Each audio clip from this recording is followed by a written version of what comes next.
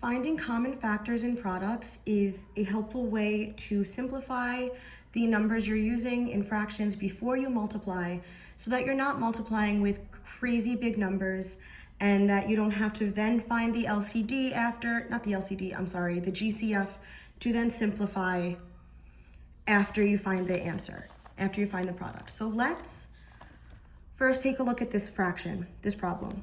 So you have a whole number 4 times 3/16. So the first thing you need to do is turn this whole number 4 into a fraction by giving it a denominator of 1. So that becomes 4 over 1 times 3/16. So then what we want to do is look at our any numerator and denominator pair. So you can take a look. Can you divide 4 and 1 by a common factor other than 1 to simplify it? No. Can you divide 3 and 16 by a common factor other than 1? No. Now we can look diagonally. 4 and 16, can we divide these by a common factor other than 1? Yes, I can do divided by 4 for both of them. Now, I taught 5th grade this time to just write, not there, to write divided by 4 next to it, so you get 1 and put it right on top. Cross it out. You need to cross it out so you're not confused with what number you're actually using. Divided by 4, and you have 4. And I said to put it directly above or below. That way you know what your new numbers are. They're not all over the place to the side. They're directly there. If you want to rewrite the problem, then that's okay. 1 over 1 times 3 over 4 equals 1 times 3 is 3, 1 times 4 is 4, and there's your answer. Now let's look at one with larger numbers. I really don't want to do 7 times 24 and 8 times 49 and then have to find the greatest common factor between 24 and 49, or not 24 and 49, the numbers that we get when we multiply.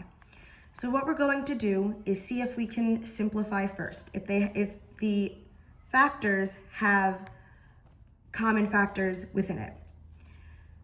Can I divide 7 and 8 by the same number other than 1?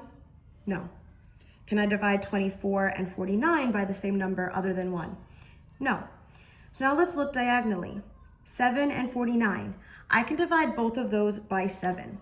So I can cross out the 7, I have 1 left. Cross out the 49, I have 7 left.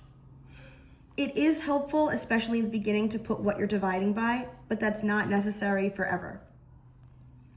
Now I look, can I do the same with 8 and 24? Yes, I can divide 8 by 8 and get 1, divide 24 by 8 and be left with 3. So now if I don't rewrite the problem, I have 1 times 3 equals 3, and 1 times 7 equals 7, and that's my answer.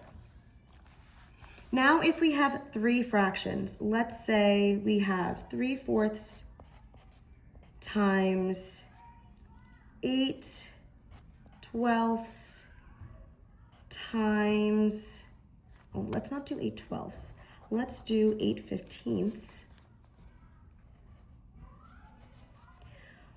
times,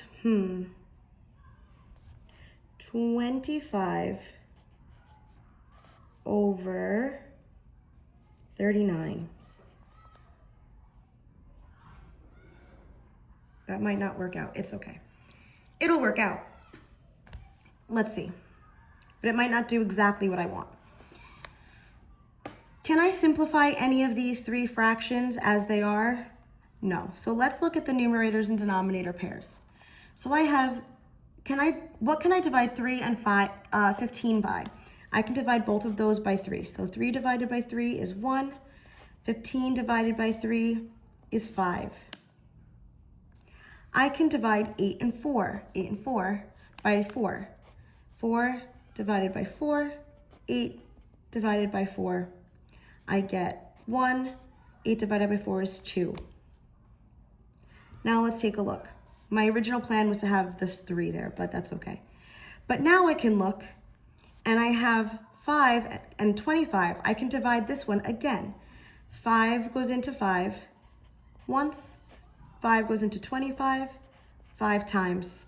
Now there's nothing else I can simplify. I can't simplify 2 and 39.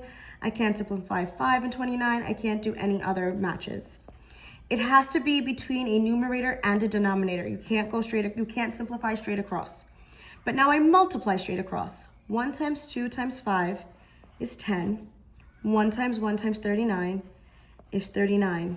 And that's my answer. And that's how to simplify before you multiply fractions.